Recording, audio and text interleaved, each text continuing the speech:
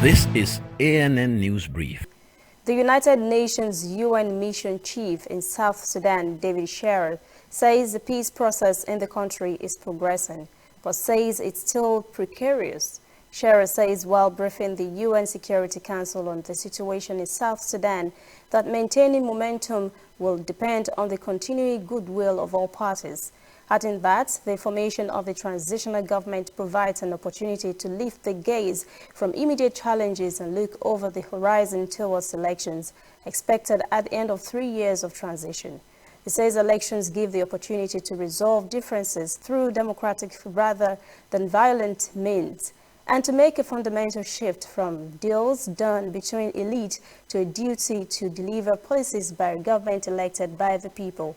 South Sudanese ambassador said there have been serious talks between two rivals, President Salva Kiir and Riek Machar, on the revitalized peace agreement. An official said the most important outcome of the 2 days discussion is that both sides have agreed to form a transitional government by November.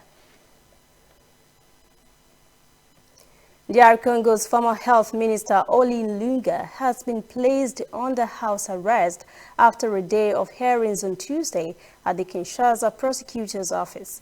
Lunga is charged with embezzling more than $4 million intended to fight the second deadliest Ebola epidemic in the Democratic Republic of the Congo.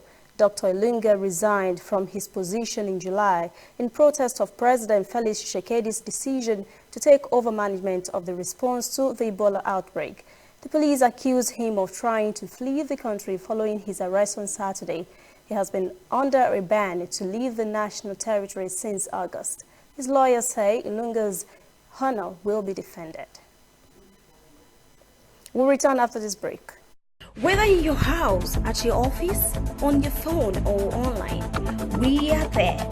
We have the facts behind the headlines. We cut to the chase with the news you really need. We cover every angle. We are the bigger, better news network. We are African News Network. ANN. Watch ANN News on MITV from a truly African spirit. Algerian authorities are reported to have arrested a prominent opposition activist and anti-government protester Fodil Boumala.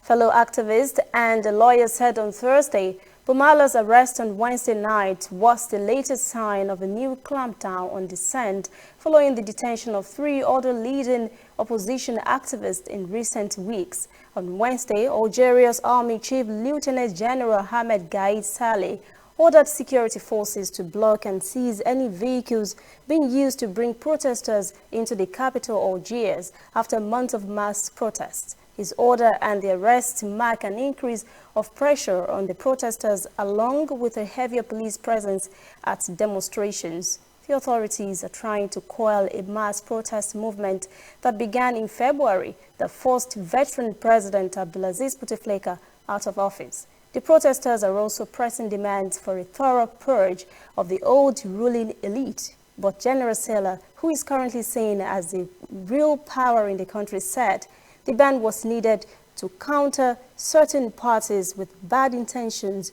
who were exploiting freedom of movement to disturb the peace of civilians. Interim President Abdelkader Ben Salah announced on Sunday elections would be held in December to resolve the political crisis that has gripped the country since the ouster of longtime ruler Bouteflika 5 months ago. That's ANN News Brief. For details on these and other breaking stories, visit our website, nnafrica.news. Conversation continues on our social media platforms, Twitter, Instagram, and Facebook at ANN Africa TV. I'm Lucy Adem.